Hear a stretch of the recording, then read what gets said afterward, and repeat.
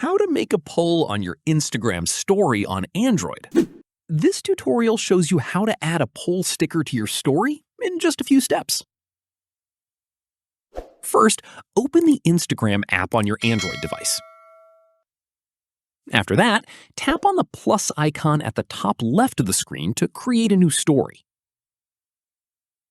At this point, take a photo or video, or swipe up to choose one from your gallery.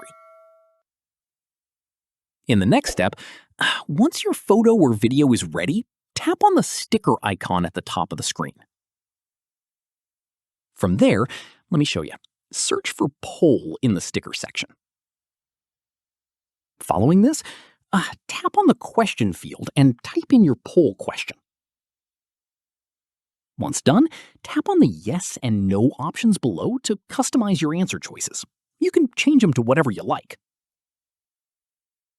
From there, drag the poll sticker to position it anywhere on your story. At this stage, once you're happy with how everything looks, tap on Your Story at the bottom left to share it with your followers. Here's an important note.